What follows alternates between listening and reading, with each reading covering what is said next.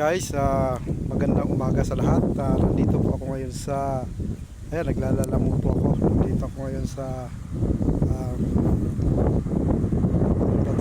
General Trias sa Bacoor.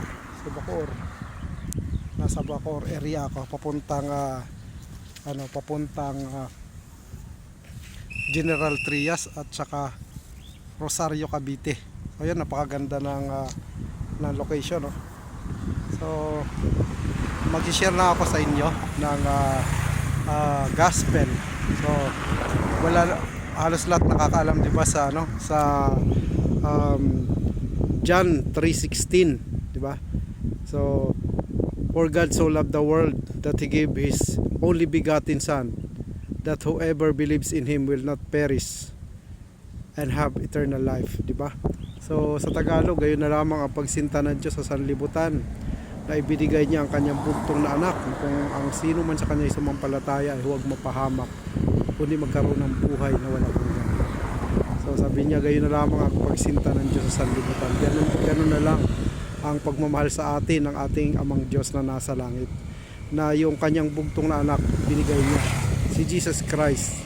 Yung kanyang bugtong na anak binigay niya sa atin para pagbayaran yung kasalanan na dapat natin pagbayaran sa impyerno. Si Jesus Christ ay namatay para pagbayaran yung mga kasalanan na yun, para tayo ay magkaroon ng buhay na walang hanggan. Sabi sa Bible, sa John 3:16, gayon na lamang pagsinta ng Diyos sa sanlibutan, na ibigay niya kanyang bugtong na anak, na kung sino man sa kanya ay sumampalataya ay huwag mapahamak, kundi magkaroon ng buhay na walang hanggan. So inanyayahan tayo ng Panginoon na tayo ay sumampalataya sa ating Panginoong Jesucristo. Maybe sa pagkakataon ngayon masaya ang buhay mo, sa mga panahon ngayon hindi mo kailangan ng Diyos, sa panahon ngayon hindi mo nakikita ang pangailangan mo sa Panginoon. Pero tandaan natin, ang Panginoon natin ay totoo. So wag nating antayin na dumating yung panahon na maubusan na tayo ng pagkakataon, maubusan tayo ng panahon para maging huli na ang lahat, bago pa natin ma-realize na totoo pala ang Diyos, kailangan pala natin ang Panginoon. Mga nagbibigay sa akin ng mga paanyaya, na paalala, hindi ko binabaliwala ko lang. So ngayon, kung nababasa mo ito at naririnig mo ito, napapanood mo yung video na to, ito yung pagkakataon. So napakaganda ng mga creation ng Panginoon. Tingnan mo, napakalamig, napakahangin, so napaka-presko dito. So makikita mo yung creation ng Panginoon. So napakaganda ng creation ng Panginoon. So totoo ang ating Panginoon, totoo ang ating Diyos na lumikha. At inaanyayahan tayo na tayo ay manampalataya sa kanyang anak na si Jesucristo.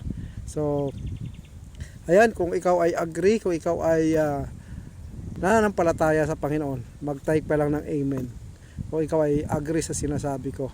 At kung kailangan mo ng prayer, mag-chat, kontakin mo lang ako sa FB. Sa FB, Soldier of God din ang pangalan ng FB namin. So, kontakin mo lang ako kung kailangan mo ng prayer, kung kailangan mo tumulong sa Panginoong Jesucristo, i-guide kita. So mag-comment, hanapin mo ako sa FB, Soldier of God.